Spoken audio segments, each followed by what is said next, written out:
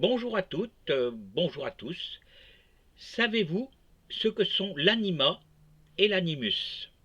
Avec ce sujet, vous allez comprendre beaucoup de choses sur vous-même, mais avant, pensez à vous abonner à ma page, à liker et à partager si mes vidéos vous plaisent.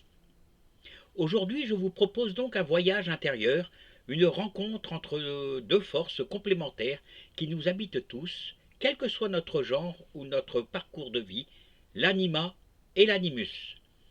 Ces termes viennent de la psychologie jungienne, mais ils parlent d'une réalité beaucoup plus vaste, celle de la danse sacrée entre le féminin et le masculin en nous, de cette alchimie intérieure qui cherche l'union, l'équilibre et la paix. L'anima, c'est le féminin intérieur présent dans l'inconscient de l'homme. Elle est réceptive, intuitive, fluide, émotionnelle, mystérieuse. Elle est celle qui relie, qui inspire, qui rêve et qui ressent. Mais si elle n'est pas reconnue, elle peut se manifester par des projections. L'homme va chercher cette part de lui-même à l'extérieur, dans une femme idéalisée, inaccessible, ou bien refuser ses émotions et les vivre comme une faiblesse. L'animus, c'est le masculin intérieur présent dans l'inconscient de la femme. Il est direction, logique, structure, parole, affirmation, autorité. S'il est blessé par son intégrité, il peut devenir rigide, critique, voire tyrannique. Une femme pourra alors douter d'elle-même, entendre une voix intérieure qui juge, qui impose, ou au contraire se couper de son ressenti pour ne fonctionner que dans le mental ou la performance. Mais au fond, ce n'est pas une histoire de genre. Chacun de nous porte ces deux polarités. Et le but n'est pas d'en favoriser une, mais de les reconnaître, de les pacifier et les faire collaborer. Personnel, j'ai fait cette expérience de manière très concrète.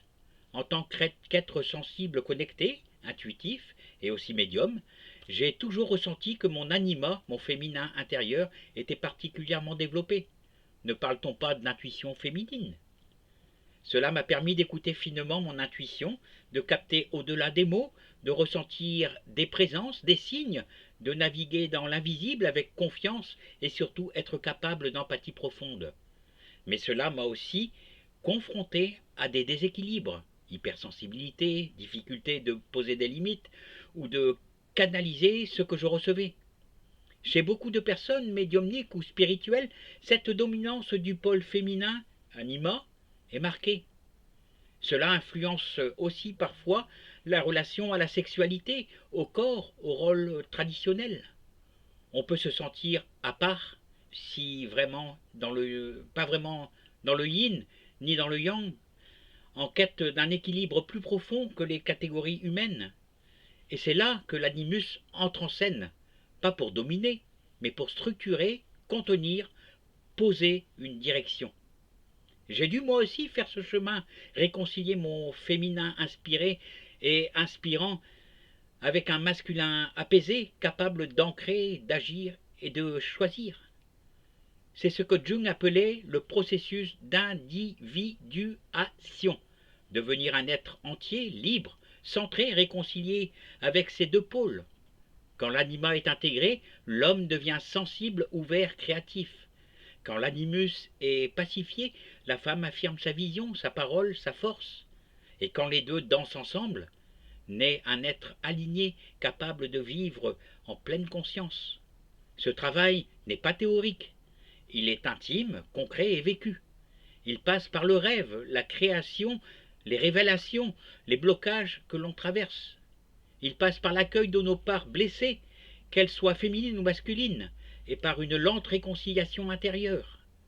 Alors aujourd'hui, je vous invite à vous poser la question: quelle part de vous cherche à être reconnue? Est-ce une voix intérieure que vous avez étouffée? Une douceur que vous n'osez pas incarner? Une force que vous avez peur d'exprimer? L'union de l'anima et de l'animus, ce n'est pas un concept, c'est une voie de guérison, d'harmonisation, de retour à soi, et peut-être même un pas vers l'amour véritable, celui qui commence en soi avant de rayonner autour. À bientôt.